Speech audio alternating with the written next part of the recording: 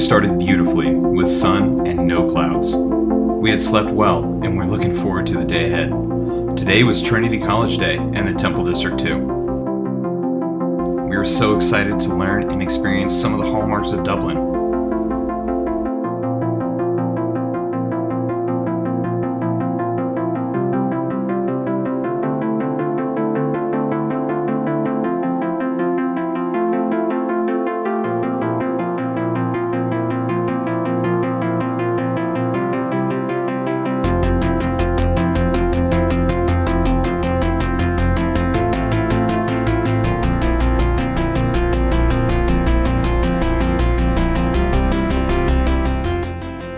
The miles we had covered had clearly been taking their toll, so coffee was first on the agenda.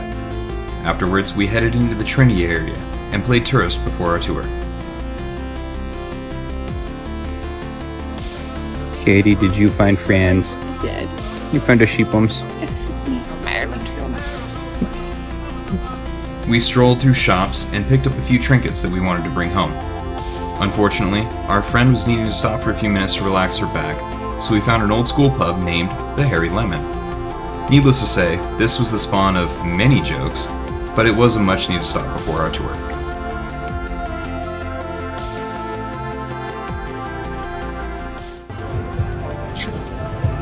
Welcome to the Hairy Lemon. The Hairy Lemon.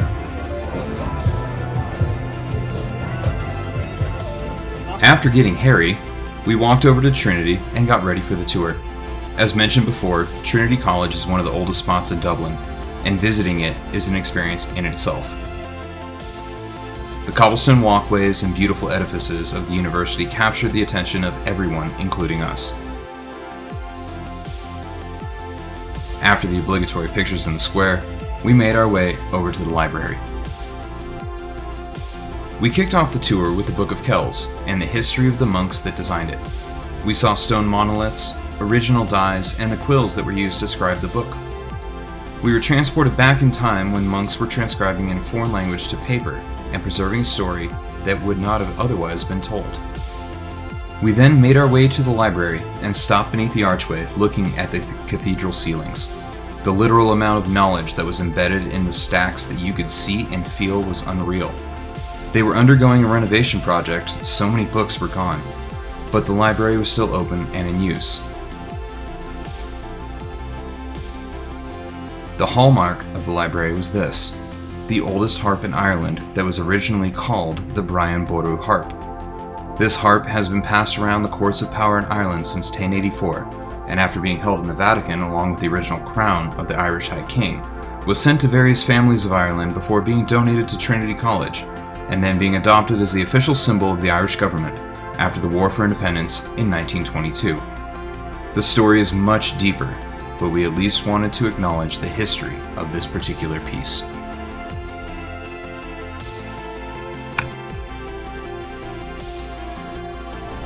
After we left Trinity College, we were right across the street from our next stop, which was the Irish Whiskey Museum. We had clearly been walking through the amber field of Irish history this trip, so we figured we should partake of the official tour. Our tour guide was absolutely brilliant, and the tour was fun and interactive. It was awesome to learn the history of whiskey in the Isles and how it drove so many towns to prosper and or falter. We truly learned more than you would generally find and had an amazing time.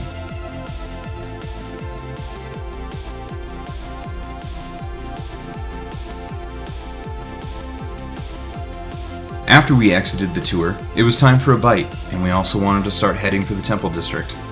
Being as it was our last night, we wanted to tick off all the boxes. Dinner took place at a beautifully converted place called The Bank. Guess what it used to be? Well, you guessed it. It was a bank. The marble entryway, mosaic patterns, and marble flooring pillars were amazing. Walking in, you didn't expect food service this good, you expected hotel accommodations. The service here was absolutely phenomenal, even though they were slammed, and the food tasted great.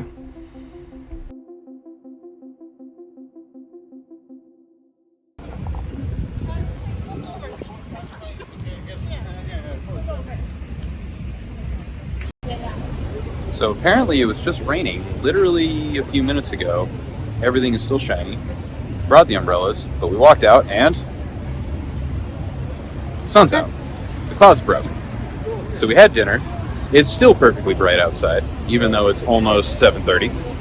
And yeah, let's go to Temple.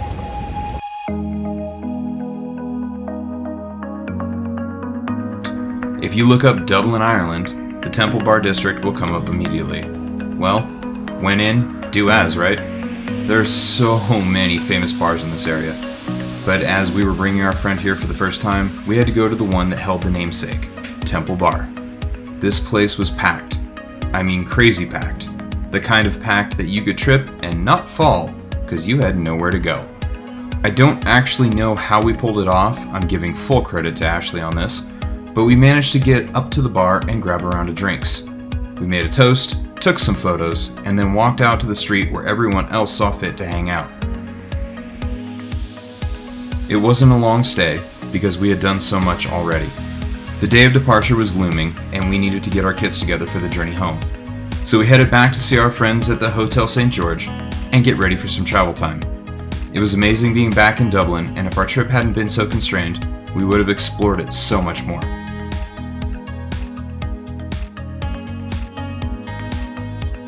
Ash and I actually found a fun place that night after getting packed, but that particular story is for next Thursday.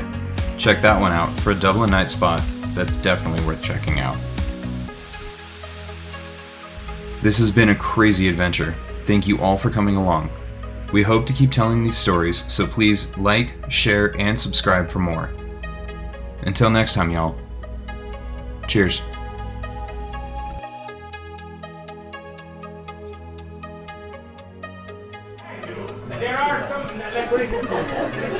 Let's just never do that again. Originally